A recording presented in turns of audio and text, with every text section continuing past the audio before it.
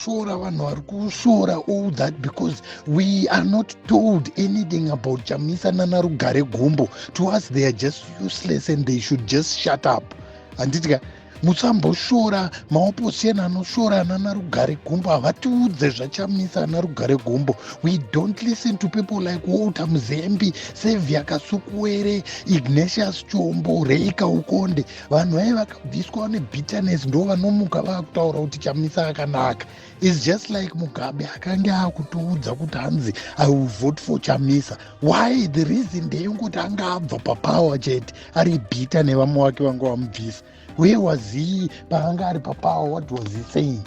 Handitika saka musamboona unga ana Rugare Gumbo dzaangirozi. Handiti inyaya yebitterness chete yavanozotaura kuti hanzi Chamisa akanaka. Handiti but we don't listen to those people because pavaive papower they were ruthless against Chamisa wacho. Chanaka chii chatingateerere Rugare Gumbo nhasi? Where is he muZANU-PF nhasi? Hanti asina power ana chii? Bitterness iyo ndo yakumukonzera kuti ati Chamisa chii, Chamisa that. Saka musafe makabhaizwa nevanhu vaive anana Rugare Gumbo nanani. Handiti we don't listen to them. To us havana kana basa.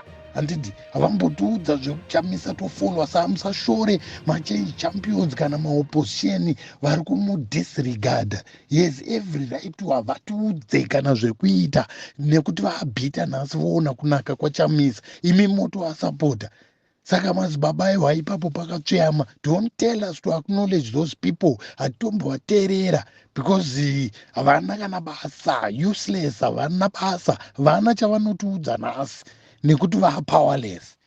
Ndo zviri kungoitika chete paipai, hadzisingirozi, musatomboacknowledge. Masquera saying Zimbabwe, welcome to our channel Zoom Confessions and Deep Secrets.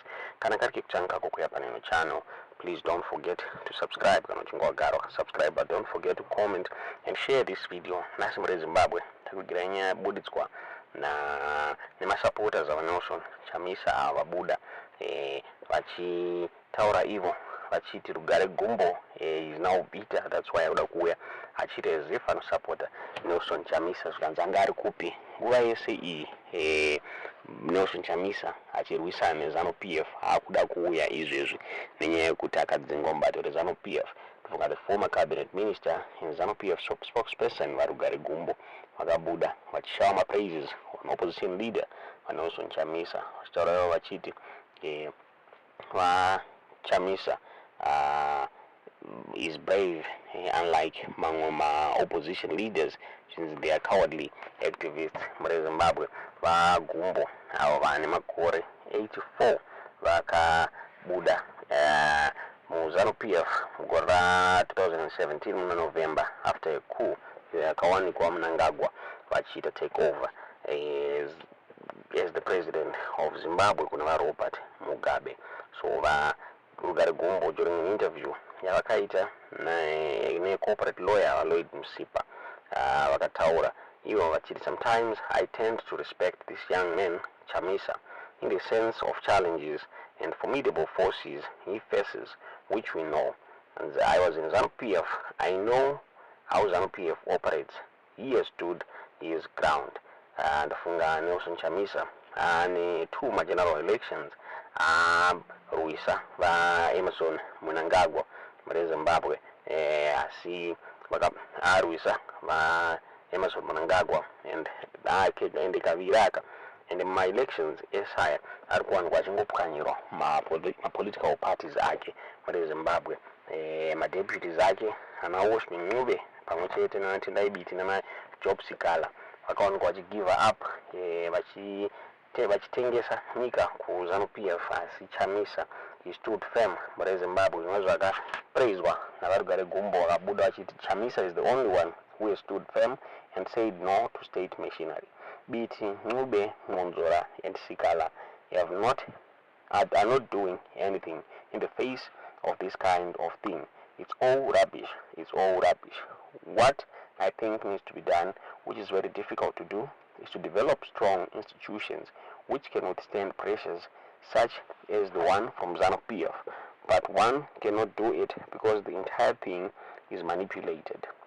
ndozvakabuda chitauro naRugare Gumbo reZimbabwe, asi masupporters avachamisa taura ivo achiti let's stay focused, ngatisateererana Rugare Gumbo, since they are there to destroy party to destroy Nelson Chamisa, since he is bitter nekudzingwa kwakaitwa ZANU-PF. That's why akuda kudzoka achida kupraise Nelson Chamisa. Tinoda kuti muonzwa audio imomadza zvamuri kufunga pamusoro penyaya iyi mucomment section. Ndangoti ndiresponde kuaudio yakaiswa naMadzibaba yekunzi hanzi vana veshanduko kutokundwawo kuacknowledge CC kana kuti Chamisa naRugare Gumbo. Madzibaba, just wanted to tell you, we don't listen to those people. Ana Rugare Gumbo vane bitterness yekubviswa papower.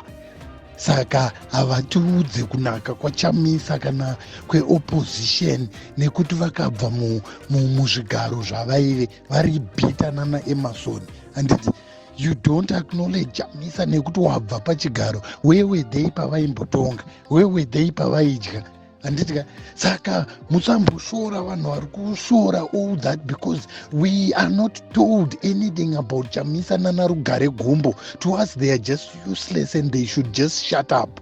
Anditi musamboshora maopposition anoshora naRugare Gumbo havatiudze zvaChamisa naRugare Gumbo. We don't listen to people like Walter Muzembi, Sevia Kasukuwere, Ignatius Chombo, Reika Ukonde. Vanhu vai vakabviswa nebitterness ndo vanomuka vakutaura kuti Chamisa akanaka. It's just like Mugabe akange akutoudza kuti hanzi I will vote for Chamisa. Why? The reason ndeyekuti anga abva papower chete ari bitter nevamwe vake vanga vamubvisa. Where was he paanga ari papower? What was he saying? Anditi saka musamboona unga ana Rugare Gumbo dzaangirozi. Anditi inyaya yebitterness chete yavanozotaura kuti hanzi Chamisa akanaka. Anditi but we don't listen to those people because pavaive papower they were ruthless against Chamisa wacho. Chanaka chii chatingateerere Rugare Gumbo nhasi? Where is him ZANU-PF nhasi? Anta asina power ana chii? Bitterness yo ndo yakumukonzera kuti ati Chamisa that. Saka musafe makabhaizwa nevanhu vaive ana Rugare Gumbo nanani. Anditi we don't listen to them. To us havana kana basa. Anditi havambotiudza zvekuChamisa tofolwa. Saka musashore machange champions kana maopposition vari kumudisregarda. Yes, every right to havatiudze kana zvekuita nekuti vaabhita nhasi voona kunaka kwaChamisa. Imi moto asapota. Saka Madzibaba aiwa ipapo pakatsveyama. Don't tell us to acknowledge those people. Hatombovateerera because havana kana basa, useless, havana basa, havana chavanotiudza nhasi nekuti powerless. Ndo zviri kungoitika chete paipai, hadzisingirozi, musatomboacknowledge.